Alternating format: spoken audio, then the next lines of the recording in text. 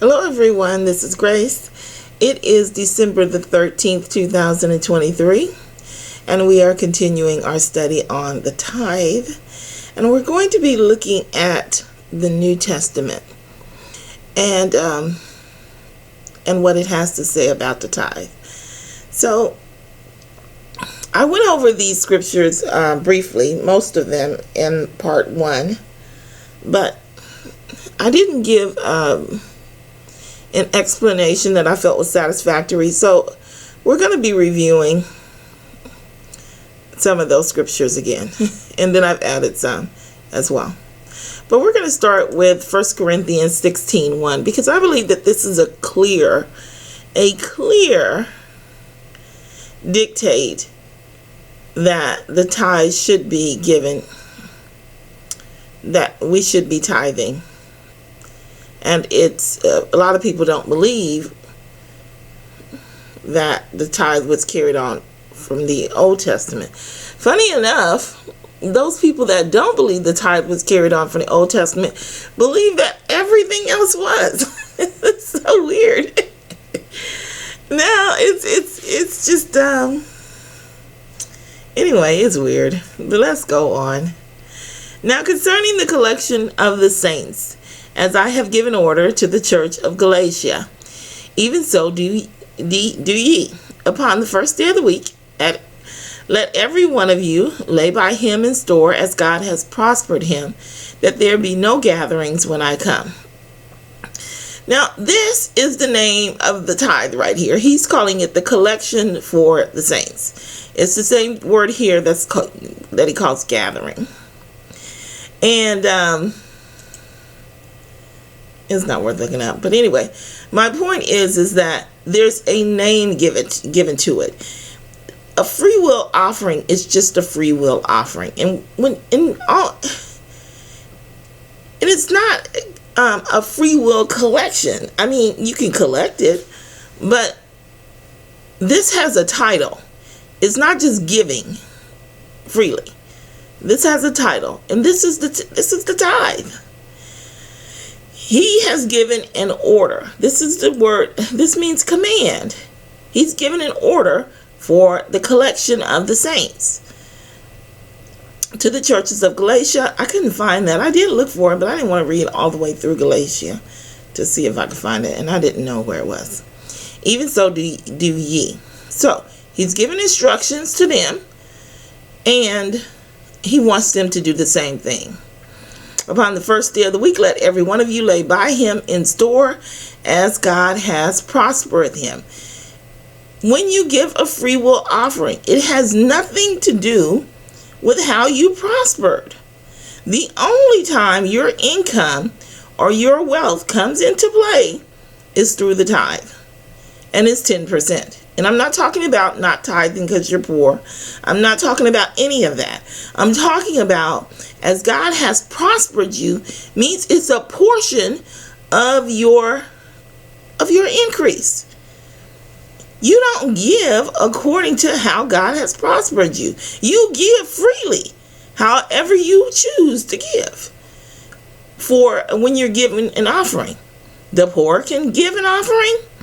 The rich can give an offering. And you're supposed to give to the poor. That's commanded. I didn't put that in here, but it is, if you just search the word command. Well, I don't know how many, maybe command poor. If you search those two words, it'll probably come up. But you are commanded to give to the poor. But it has nothing to do with how God has prospered you. You know what? I didn't look this word up. Let's look this up.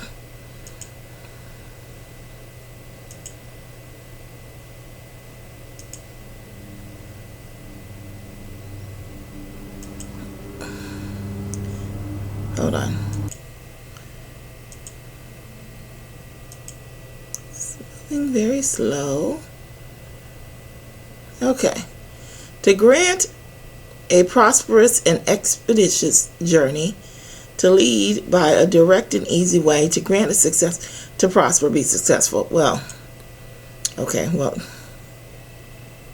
as God has enriched you, basically, is what he's trying to say. Anyway, let's go on. But this is your command here. This is clearly talking about the tithe. It's clearly talking about the tithe. It has none of the wording that would be used for a free will offering.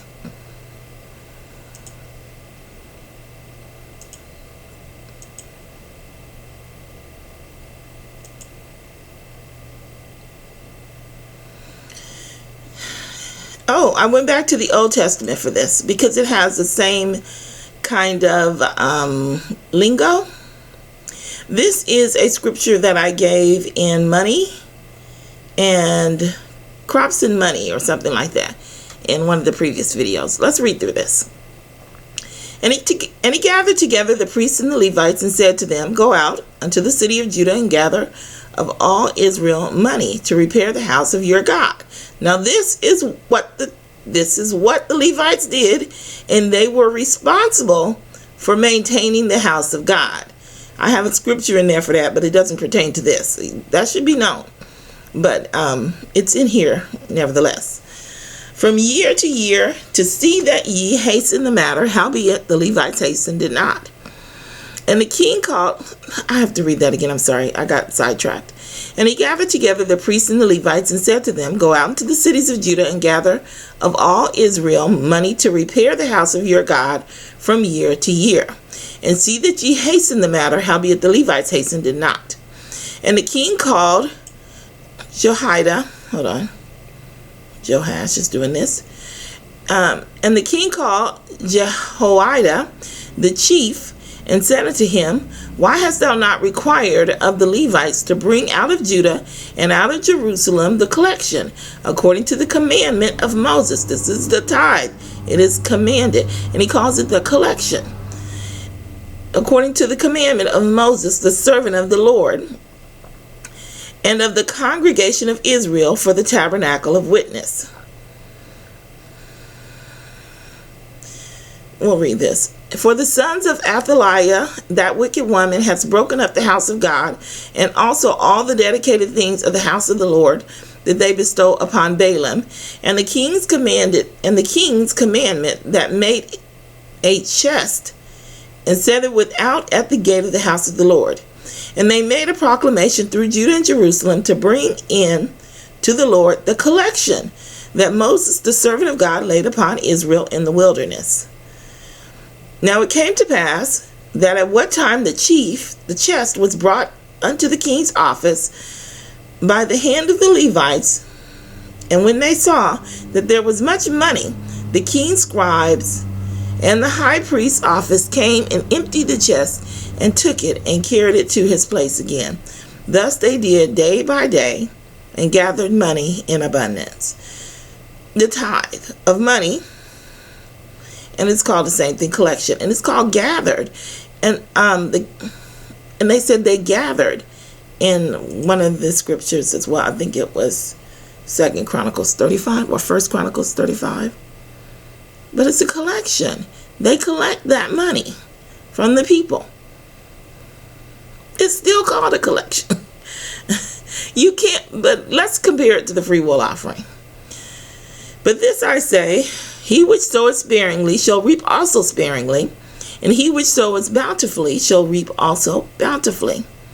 Every man according as he purposes in his heart, not as God has prospered him, but according as God purposes, as you put it, as it's purposed in your heart, according to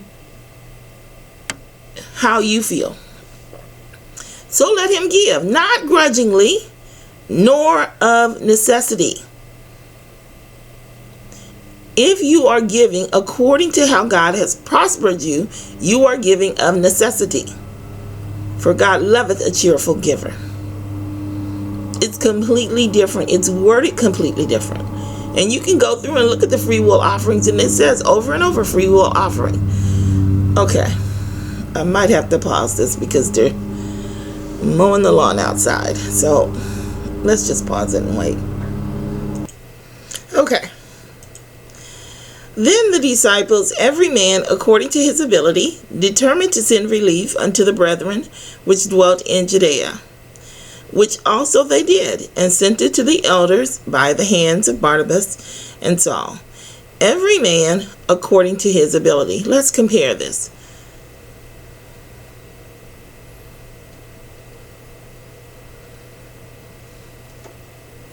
Let's compare this to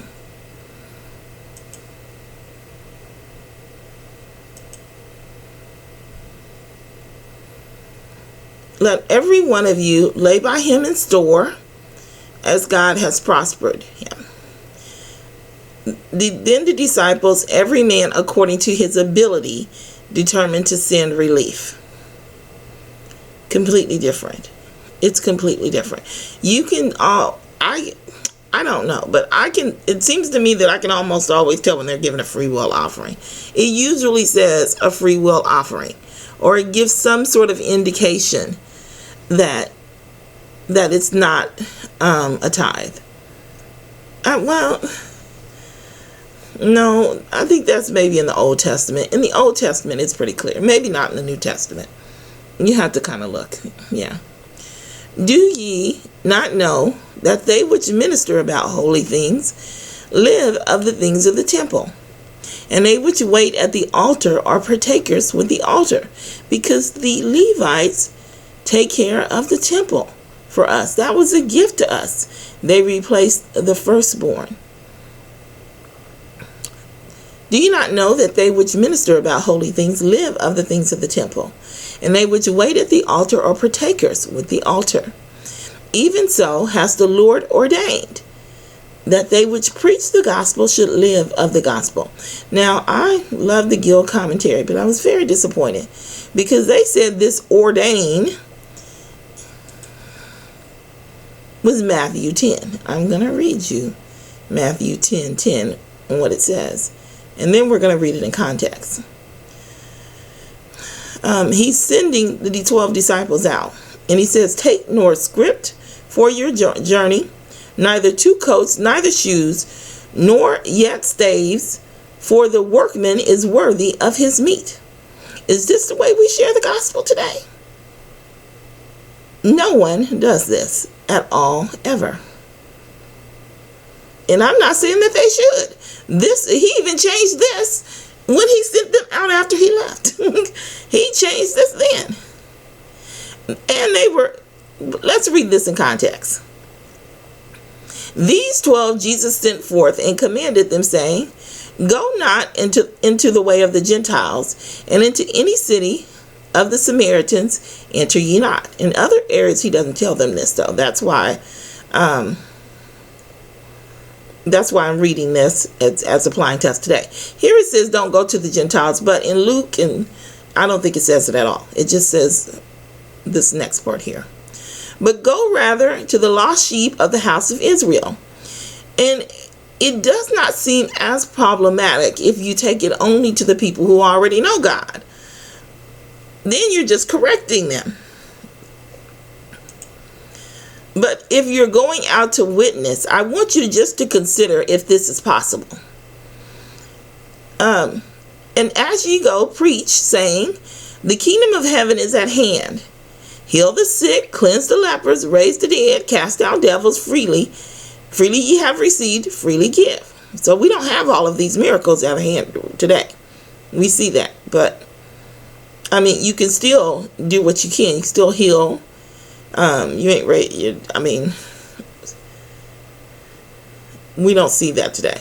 Not that it doesn't happen, but we don't see it. Provide neither gold nor silver nor brass in your purses. So you're supposed to go out without anything in your pockets, nor script for your journey, neither two coats, neither shoes, nor yet staves, for the workman is worthy of his meat.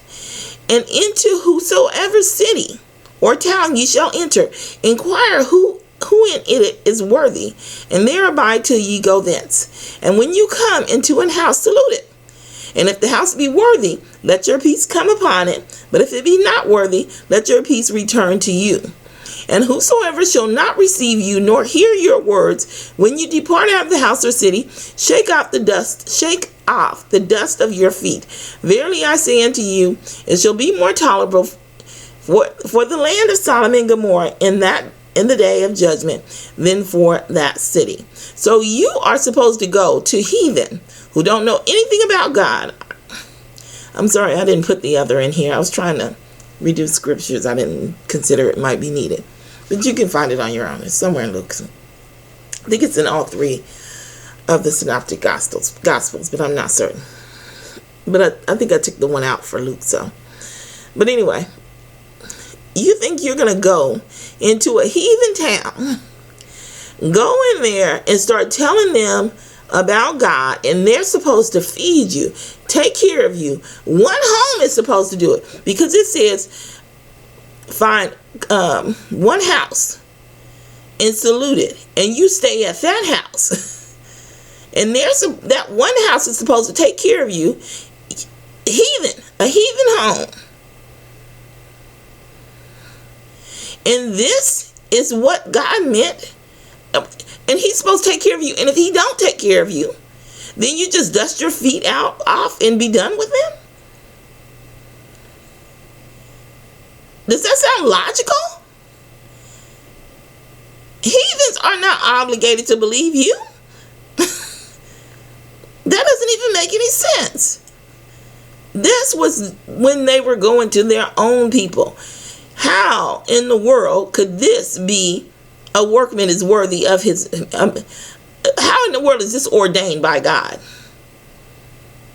He is talking up here earlier.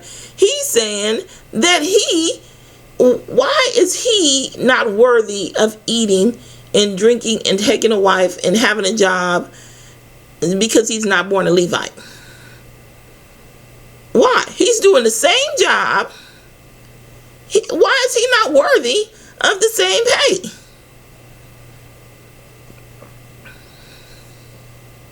He's telling them that he is supposed to receive the tithe up here. This is what he's teaching them. But they don't want to give it to him. They don't want to give it to him. And so he forsook it. He forsook it rather than cause them to fall because of it. But he is explaining to them, nevertheless, he's teaching them correct, that you are in the wrong. I'm just not going to take it for your sake. That's all he's telling them. I'm not taking it for your sake. But understand that those which minister of holy things live on the things of the temple. Those which wait at the altar are partakers of the altar. That's their job. And this has been ordained of the Lord, that they which preach the gospel should live of the gospel. They preach the gospel. They live of the gospel. It's the same thing. It's the same thing. That's the ordained. It's called the tithe. It is not. It is not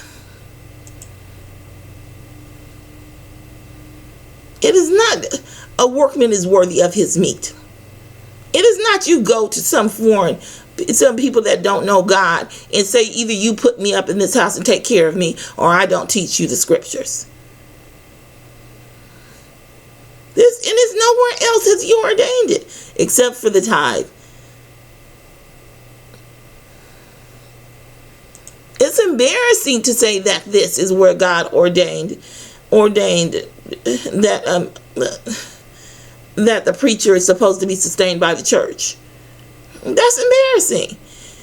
Here we went over this again, but I want to put this in here because of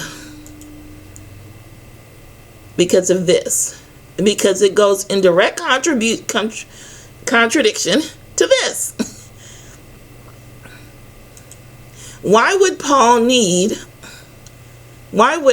Philip need if he was following that same ordination that God had gave? But let's read through it quickly. But I rejoice in the Lord greatly that now at the last you care of me.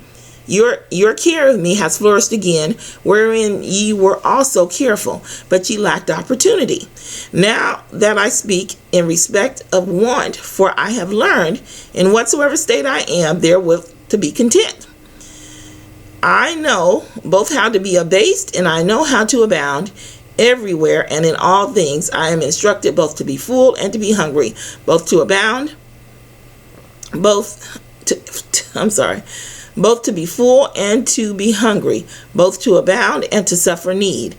I can do all things through Christ which strengthen me. Notwithstanding, ye have well done that ye did communicate with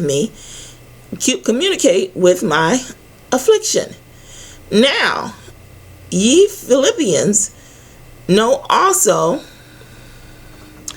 that in the beginning of the gospel, when I departed from Macedonia, no church communicated with me as concerning giving and receiving, but ye only. I don't know who this is writing this. I thought it was Philip, but I don't. It's the Philippians. That's why I thought it was Philip. But I don't know who's writing this. I'm sorry. Anyway, now ye Philippines know also that in the beginning of the gospel, when I departed from Macedonia, no church communicated with me as concerning giving and receiving, but ye only. So he is still receiving from the church. He's receiving from another church in order to preach the gospel elsewhere. For even in Thessalonica, ye sent once and again unto me, unto my necessity, not because I desired a gift, but I desired fruit that may abound to your account, because they receive because of their giving. But I have all and abound. I am full, having received of Epaphroditus the things which were sent from you, an odor of sweet smell, a sacrifice acceptable, well pleasing to God. But my God shall supply all your needs according to his riches and in glory by Christ Jesus. Now unto God and our Father be glory forever and ever. Amen. My point of putting this in here was, because we've already gone over it, was that this is in contradiction to what was said in Matthew 10. He was in partnership with the church to receive tithes from that church. But here, a workman is worthy of his meat. It's supposed to come from the people he's preaching to. That doesn't happen at all. It just doesn't happen. Let's go on. If any man or woman that believeth have widows, let them relieve them, and let not the church be charged. The church was also in charge of taking care of, was also charged in helping the poor. That money had to come from somewhere.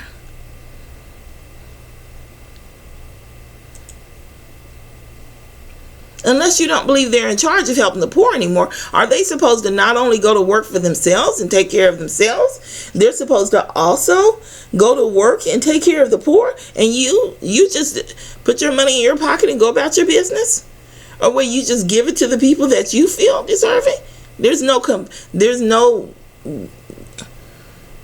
nowhere to give your money other than the people that you know or you feel deserve it. You can't trust your church to do that. I understand. Listen. And Jesus sat over against the treasury and beheld how the people cast money into the treasury. And many that were rich cast in much. And there came a certain poor widow, and she threw in 2 mites, which made a farthing. And he called unto his disciples, and said unto them, Verily I say unto you, that this poor widow has cast more in than all they which have cast into the treasury. For all they did cast in of their abundance, but she of her want did cast in all that she had, even all her living. There may have been a little bit of tinge of pain in Jesus when he saw that widow cast in all of her money into a church which he knew was about to fail. They had put burden after burden. They were trying to kill him. They were doing all these things wrong. He knew it wasn't right, but she didn't know that. He knew that this was not the place to be giving her money, that she should be putting her money, but she didn't know it. She was going to receive her blessing. She had done her due diligence. That was their church. That was the only church for them as the Jewish people. What are they going to go to the heathen?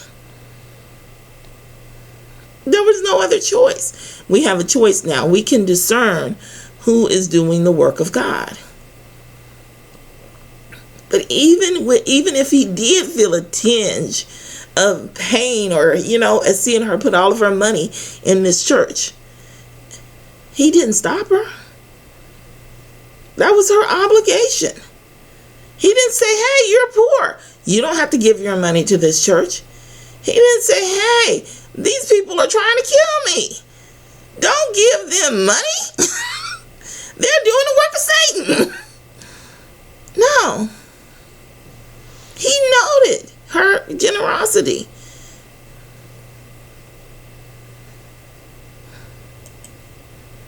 And I understand that a lot of you go through that. A lot of you don't want to see people who are poor give. But Christ endured it. And he knew their thoughts. He knew how wicked they were far more than you do. I don't know if that's better or worse, actually. Anyway. Oh, let's read through this. Okay. Hold on. And verily, they that are of the sons of Levi who receive the office of the priesthood have a commandment to take tithes of the people according to the law, that is, of their brethren, though they come out of the loins of Abraham. This is what Gill Commentary should have referred to, basically, when he was talking about there's a command. It was tithe. But I still love that commentary. But he who's there's a command to take the tithe. But he whose descent is not counted from them received tithes from Abraham and blessed him that had the promise.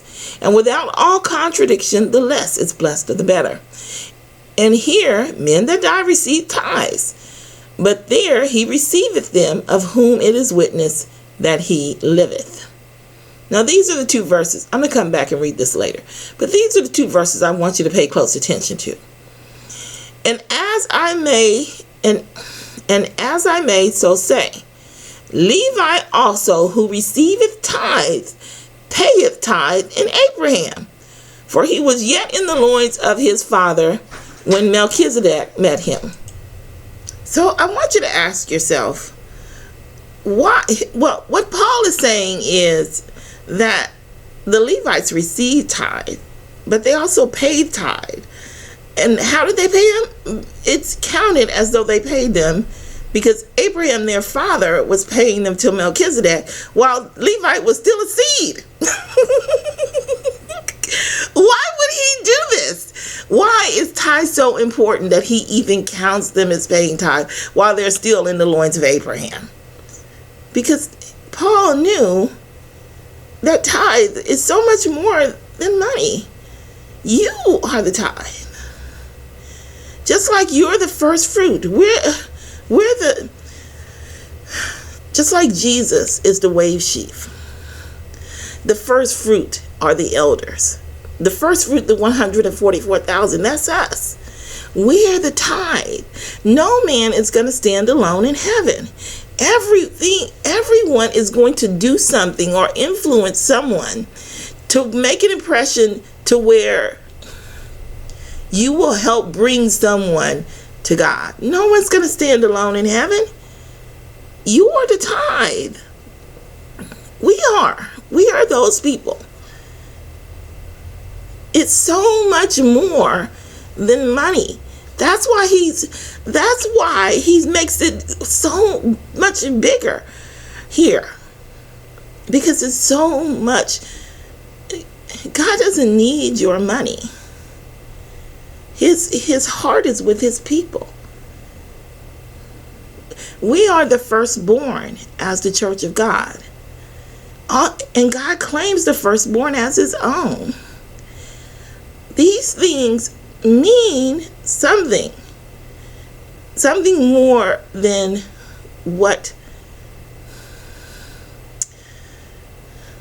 Something bigger than what.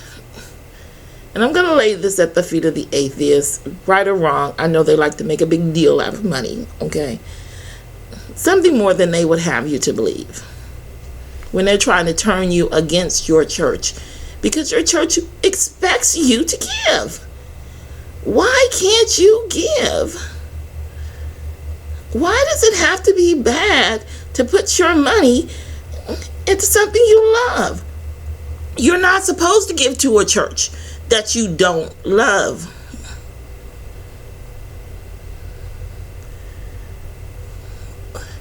It can't be bad to give your money to God, because it's not even yours to give. It's His. It represents you, just like the first fruit does, just like the wave sheaf does, just like everything that He claims as His own. It's symbolic. Give it back, and don't do it grudgingly. Just keep it if you got to do it grudgingly. It's not the same. It's not yours. No, don't keep God's money. Don't keep it. Give it and pray. I don't know what to tell you. I don't know what to tell you.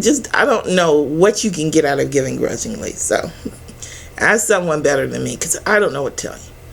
Wherefore say, behold, I give unto him my covenant of peace, and he shall have it.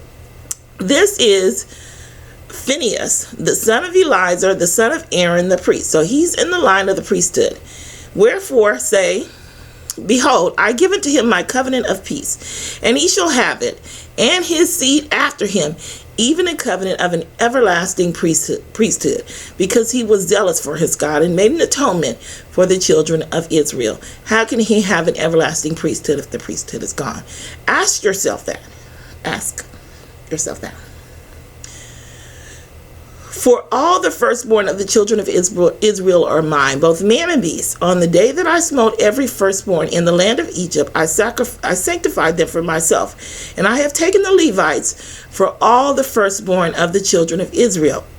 And I have given the Levites as a gift to Aaron and to his sons from among the children of Israel to do the service of the children of Israel in the tabernacle of the congregation.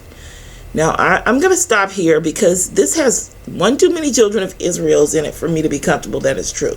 And I have not come up with a very good placement for the atonement in the feast days. I could come up with lots of different explanations for the atonement based on the Bible alone.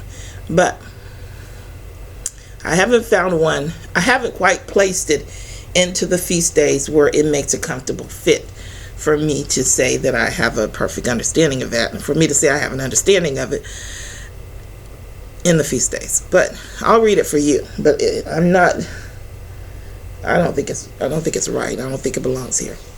And to make an atonement for the children of Israel, that there be no plague among this doesn't have anything to do with a plague, by the way. The atonement for the children of Israel doesn't have anything to do with a plague. That there be no plague among the children of Israel when the children of Israel come nigh unto the sanctuary. What? They came to the sanctuary all the time. Okay, so see, this is just not real. It's just not real. But,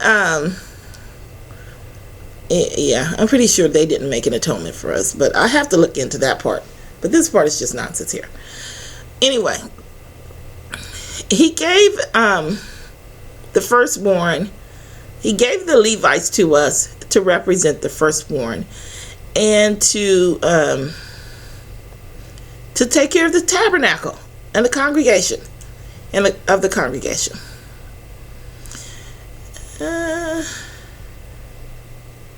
Okay, we read that. This is the second part.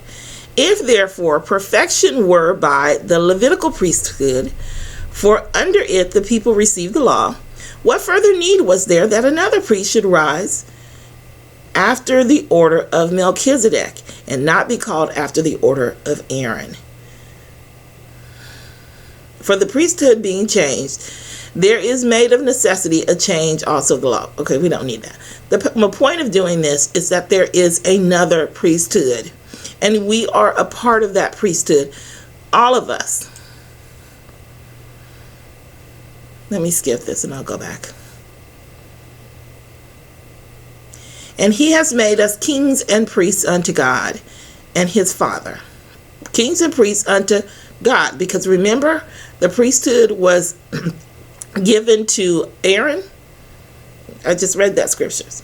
He has made us kings and priests unto God and to his Father. To him be glory and dominion forever and ever. Amen. And I think that's it. Yeah, let's just go back.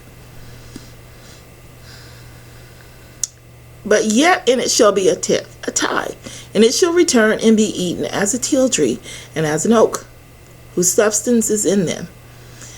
This Eden is burnt, because he's saying they're going to go through tribulation.